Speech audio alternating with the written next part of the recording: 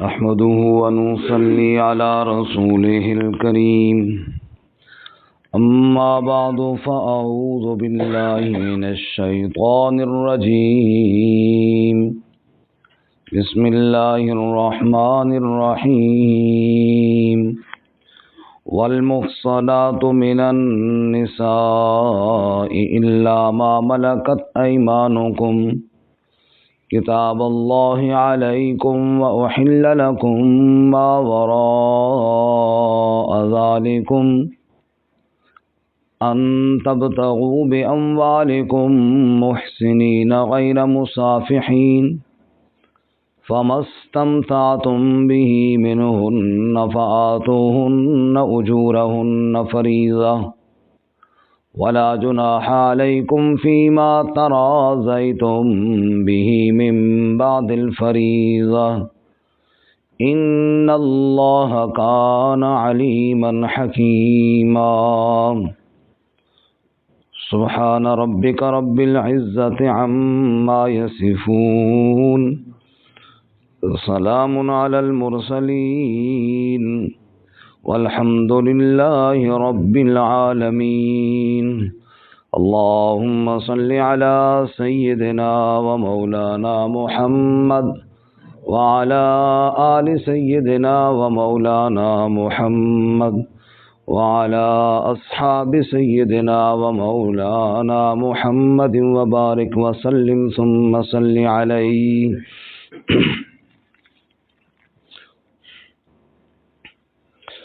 معزز سامعین، سورۃ النساء آیت نمبر 24 تلاوت کی ہے. اللہ رب العزت اس آیت مبارکہ کے مطابق صحیح بیان کی توفیق عطا فرمائے اور ہمیں قرآن و سنت پر عمل کرنے کی توفیق عطا فرمائے. نکاح کے مسائل، عورتوں کے حقوق، اصلاح معاشرہ کے قوانین، اس مقام پہ اللہ تعالیٰ ارشاد فرما رہے ہیں. گزشتہ اسباق میں ہم نے پڑھا میراث میں عورتیں نہیں ملتی، مال ملتا ہے، اور اگر نکاح کے وقت عورتوں کو تم نے مال دیا ہے تو وہ ان سے واپس نہ لو، اچھے طریقے سے گزران کرو. اگر کوئی بات ناپسند بھی ہے تو برداشت کرو، اللہ اس میں بہت خیر عطا فرمائیں گے. اسی طرح اگر تم اس عورت کو طلاق دے کر کسی اور عورت سے نکاح کرنا چاہتے ہو تو پہلی عورت کو جو کچھ تم نے دیا ہے اس میں سے کچھ بھی نہ لو، اور لینا چاہیے بھی نہیں کہ کل تم نے معاہدے کیے اور آپس میں تعلقات قائم کیے. اسی طرح جن سے تمہارے باپ دادا نے نکاح کیا تم نکاح نہ کرو، کیونکہ یہ بے حیائی اور اللہ کے غضب کو دعوت دینے والی بات ہے اور برا راستہ ہے. پھر وہ رشتے بتائے جن سے نکاح نہیں ہو سکتا. تمہارے اوپر تمہاری مائیں، بیٹیاں، بہنیں، پھوپھیاں، خالائیں، بھتیجیاں، بھانجیاں، رضائی مائیں، رضائی بہنیں، ساس، ربیبہ پہلی بیوی کی بیٹی، اسی طرح بہو اور 2 بہنوں کو نکاح میں جمع کرنا، یہ ساری عورتیں تمہارے اوپر حرام ہیں. اسی بات کو آگے بڑھاتے ہوئے فرمایا والمحصنات من النساء. محصنات کا لفظ قرآن مجید میں کئی معنوں میں آتا ہے، جن میں نکاح والی عورتیں، آزاد ایمان والی عورتیں. تو یہاں پر نکاح والی عورتیں مراد ہیں. والمحصنات من النساء، نکاح والی عورتیں وہ بھی تمہارے لیے حرام ہے جو کسی کے نکاح میں ہو جب تک اس کی عدت پوری نہ ہو جائے. وہاں سے طلاق مل گئی ہے یا شوہر فوت ہو گیا ہے تو اس کی عدت جب تک باقی ہے، اس کا نکاح پہلے والا تعلق باقی ہے تو اس وقت تک اس سے نکاح نہیں ہو سکتا. سورۃ البقرہ میں ہم نے پڑھا ہے کہ عدت کے دوران نکاح کی منگنی بھی نہیں کرنی چاہیے جب تک کہ عدت پوری نہ ہو جائے. الا ما ملکت ایمانکم، مگر جن کے مالک ہوئی ہے تمہارے ہاتھ. چونکہ جہاد میں عورتیں اور مرد شریک ہوتے تھے، اور اس وقت پھر مال غنیمت کے طور پر مال بھی ملتا تھا، اور قیدی جن کو غلام بنایا جاتا تھا، اور عورتیں جن کو باندیاں بنایا جاتا تھا، تو وہ بھی حلال ہوتی تھی۔ یہ بات ذہن میں رہے کہ جو باندی ہوتی تھی وہ اس کے ساتھ نکاح کرنا نہیں بلکہ اس کا بندہ مالک ہوتا تھا۔ جو نکاح میں بیوی کے ساتھ تعلق ہوتا ہے اس کا بندہ مالک نہیں ہوتا، یعنی کوئی آدمی اپنی بیوی کو بیچنا چاہے تو بیچ نہیں سکتا، لیکن باندی کا تعلق اس سے بھی زیادہ اس طرح ہوتا کہ اس کو بیچنا چاہے تو بیچ بھی سکتا تھا۔ اس لیے الا ما ملکت ایمانکم، جیسے نکاح میں عدت ضروری ہے، ایسی باندی کا اگر کوئی مالک بن جاتا تھا تو استبراء ضروری تھا۔ استبراء کا مطلب یہ ہے کہ اگر وہ باندی حاملہ ہے تو جب تک وضع حمل نہ ہو تب تک قربت جائز نہیں، اسی طرح جب تک اسے حیض نہ آ جائے اور حیض سے پھر پاک نہ ہو جائے تب تک اس سے قربت جائز نہیں ہوتی تھی۔ اس لیے فرمایا الا ما ملکت ایمانکم کتاب اللہ علیکم۔ یہ جو قانون ہے، جو مسائل بتائے گئے ہیں، یہ کوئی استحبابی عمل نہیں ہے کہ کر لو تو ٹھیک ہے جی، نہ کرو تو بھی ٹھیک ہے۔ فرمایا یہ اللہ کی طرف سے فیصلے ہیں، یہ فیصلے لکھے گئے ہیں اللہ کی طرف سے تم پر۔ وَأُحِلَّ لَكُمْ مَا وَرَاءَ ذَلِكُمْ، اور حلال کی گئی ہیں تمہارے لیے جو ان عورتوں کے علاوہ ہیں۔ یہ چند عورتیں اللہ نے بتائی ہیں جن کے ساتھ تمہارے لیے نکاح کرنا منع ہے، اس کے علاوہ کائنات میں بے شمار عورتیں ہیں اور وہ تمہارے لیے اللہ تعالیٰ نے حلال کی ہیں، لیکن حلال کچھ شرائط کے ساتھ کی ہیں۔ وہ شرائط اگلی اسی آیت میں موجود ہے جی۔ ان تبتغوا باموالکم، کہ تم تلاش کرو اپنے مالوں کے ساتھ۔ یہ جو لفظ ہے تبتغوا، تم تلاش کرو، شاہ عبد القادر رحمۃ اللہ علیہ فرماتے ہیں اس سے اشارہ مل رہا ہے کہ ایجاب قبول کی طرف۔ ایجاب قبول، ایجاب وہ ہوتا ہے جو پہلے بولا جائے، قبول وہ ہوتا ہے جو بعد میں کہا جائے۔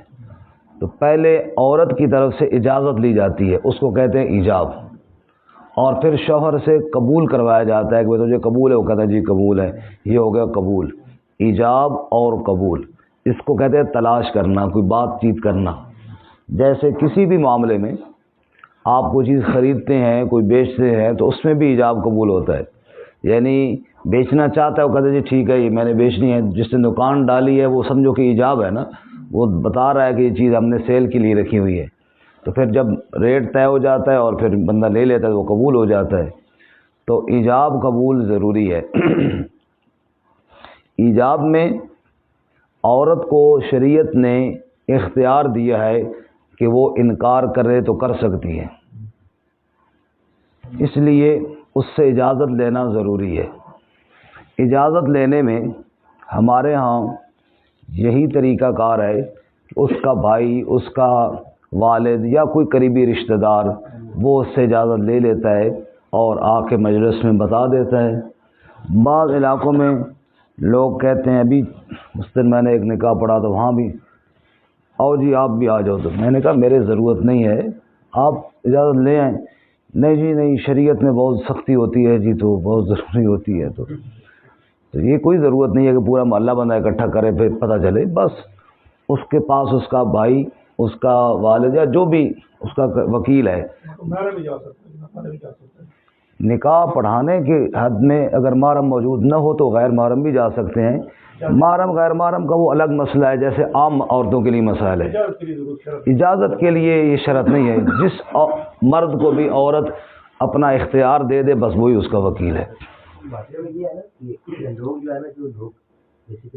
ذرا اصل میں ساتھی محسوس نہ کیا کرے کہ بیچ میں جب باتیں شروع ہو جاتی ہے نا درس نہیں رہتا، کئی ساتھی جو ہمارے باہر سنتے ہیں بہت معذرت کے ساتھ، آخر میں کوئی بات سوال ہو تو ذہن میں کیا کرے۔ تو میں یہ عرض کر رہا ہوں کہ نکاح کے وقت یہ ہوتا ہے کہ محرم کا ہونا وکیل کے لیے ضروری نہیں ہے۔ یہاں پر ایک بڑی عجیب بات، ایک واقعہ بھی لکھا ہوا ہے اعمش کا، کہ ان کی ایک چچا زاد بہن تھی، انہوں نے ان کو وکیل بنایا کہ میرا نکاح کر دو کسی، کیونکہ اس کا اپنا محرم اور نہیں ہوگا۔ انہوں نے گواہ بلا لیے، بھئی ان کے سامنے مجھے وکیل بناؤ۔ اس نے کہا جی ان کے سامنے تو وکیل ہے۔ عامر صاحب نے اٹھ کے خطبہ جڑ دیا۔ اس نے کہا یہ کیا ہوگا؟ اس نے کہا میں نے قبول کر لیا، تو نے مجھے وکیل بنایا تھا نا نکاح کا، میں نے تیرا نکاح اپنے ساتھ کر لیا۔ اس کا دل نہیں چاہتا تھا کہ اس کے ساتھ نکاح کرے، وہ خفا ہوتی تھی، یہ کہتا تھا اللہ کی بندی تو بھی جنتی ہے، میں بھی جنتی ہوں، اس لیے تو مجھے دیکھ کر صبر کر اور میں تجھے دیکھ کر شکر کروں گا۔ صبر اور شکر دونوں جنت میں لے جانے والے۔ تو ان تبتغوا باموالکم، تم تلاش کرو اپنے اموال کے ساتھ۔ دوسری شرط یہاں پہ مال ہے جی، جس کو حق مہر کہتے ہیں۔ دوسری شرط کیا ہے جی؟ مال، اس کو کہتے ہیں حق مہر۔ مہر کا ہونا ضروری ہے۔ اگر نکاح کے وقت ذکر کرنے سے رہ گیا تو پھر بھی مہر دینا ضروری ہے۔ نکاح کے وقت طے ہونا چاہیے، اصول تو یہی ہے آپس کی رضامندگی سے، لیکن بعض دفعہ رہ گیا تو پھر بھی مہر مثل دیا جاتا ہے۔ مہر مثل سے مراد یہ ہے کہ اس طرح عموماً اس خاندان میں جو رشتہ داروں میں اور عورتوں کے مہر عموماً چل رہے ہوتے ہیں، بس اسی طرح کا مہر اس عورت کو بھی دینا لازم ہے۔ تو فرمایا مہر دینا لازم ہے۔ محسنین غیر مصافحین، جاب قبول ہو گیا، مہر ہو گیا، اس کے بعد محسنین غیر مصافحین، وہی احسان کہتے ہیں نا قلعے کو، تو اپنے قلعہ بندی کے لیے، اپنے گھر میں لانے کے لیے، اپنی قید میں نکاح میں رکھنے کے لیے نکاح کریں، غیر مصافحین، صرف شہوت اور حاجت پوری کرنے کے لیے نہ کریں۔ معلوم ہوا نکاح جو ہوتا ہے، نکاح کے وقت بندے کی یہ نیت ہو باجی آج کراں تو کل چھوڑ دے سا، یہ جائز نہیں ہے۔ آج کروں گا تو شام کو چھوڑ دوں گا، یہ جائز ہے۔ اس سے وہ نکاح متع جس کو کہتے ہیں، اس کی ممانعت بہت واضح طور پہ معلوم ہو رہی ہے۔ جب نکاح کرو تو محسنین، تاحیات اپنے پاس رکھنے کے لیے نکاح کرو، وقتی شہوت اور حاجت پوری کرنے کے لیے محسنین غیر مصافحین، قید میں لانے کے لیے اور حاجت پوری کرنے کے لیے نہ ہو۔ فَمَسْتَمْتَعْتُمْ بِهِ مِنْهُنَّ، پس جو تم نفع اٹھاؤ ان عورتوں کے ساتھ، فَآتُوهُنَّ أُجُورَهُنَّ، تو دو ان کو ان کے مہر فریضہ جو مقرر کی ہوئی ہیں۔ نکاح ہو گیا، وہ رخصت ہو کے آپ کے پاس آ گئی ہے اور دھڑا دھڑ جناب بچے ہر سال نیا ماڈل آ رہا ہے، لیکن مہر کو نہیں دے رہے ہو۔ اللہ کے بندو مہر مقرر ایسے کرو جو تم ادا کرو۔ فَآتُوهُنَّ أُجُورَهُنَّ فریضہ، جو مقرر شدہ مہر ہیں ان کو کیا کرو جی؟ ادا کرو۔ ہاں ادا مقرر شدہ مہر ہو گیا جی، مثال کے طور پہ ₹1,00,000 مہر مقرر ہوا، اب جناب دینا تو تھا لیکن اس میں تاخیر ہوئی اور آپس میں پھر رضامندگی کے ساتھ اس میں کمی بیشی کی تو جائز ہے۔ مثال پہ طے ہوا تھا ₹1,00,000، شوہر نے بعد میں بیوی سے کہا 1,00,000 تو کم ہے، میں تو بڑا مالدار آدمی، میں تجھے 2,00,000 دینا چاہتا ہوں۔ اچھی بات ہے، تو بہت سبحان اللہ۔ اور اس نے 1,00,000 دیا، عورت نے اس میں سے 50,000 واپس کر دیا، تو یہ بھی اچھی بات ہے۔ فرمایا مقرر کرنا کوئی اس طرح فرض نہیں ہے کہ پھر جناب اس میں کمی بیشی نہیں ہو سکتی۔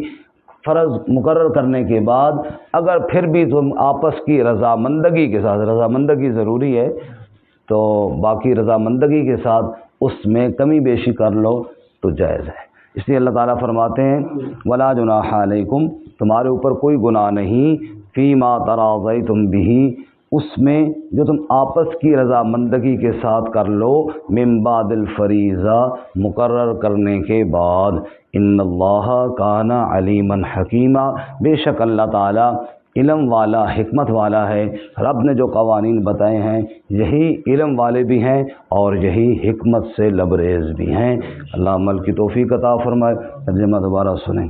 والمحصنات من النساء، اور نکاح والی عورتیں، الا ما ملکت ایمانکم، مگر یہ نکاح والی عورتیں یہ پچھلی آیت کے ساتھ لگے گا، حرام کی گئی ہیں تمہارے اوپر نکاح والی عورتیں، الا ما ملکت ایمانکم، مگر جن کے مالک ہو گئے تمہارے ہاتھ یعنی تمہاری باندیاں، کتاب اللہ علیکم، یہ اللہ کی لکھت ہے، اللہ کا فیصلہ ہے تم پر، وَأُحِلَّ لَكُم مَّا وَرَاءَ ذَلِكُمْ، اور حلال کی گئی ہیں تمہارے لیے جو ان کے علاوہ ہیں، ان تبتغوا باموالکم، یہ کہ تم تلاش کرو اپنے مالوں کے ساتھ، محسنین غیر مسافحین، قید میں لانے کے لیے یعنی تاحیات بیوی بنانے کے لیے، نہ شہوت پوری کرنے کے لیے، فَمَسْتَمْتَعْتُمْ بِهِ مِنْهُنَّ، پس جو بھی تم نفع اٹھاؤ ان میں سے، فَآتُوهُنَّ أُجُورَهُنَّ، دو ان کو ان کے مہر، فریضۃً جو مقرر شدہ ہوں، وَلَا جُنَاحَ عَلَيْكُمْ، اور کوئی گناہ نہیں تم پر، فِيمَا تَرَاضَيْتُمْ بِهِ مِن بَعْدِ الْفَرِيضَةِ، جو آپس میں رضامندگی کے ساتھ تم طے کر لو مقرر کرنے کے بعد، ان اللہ کان علیما حکیما، بے شک اللہ تعالیٰ علم والا حکمت والا ہے۔ وآخر دعوانا ان الحمد للہ۔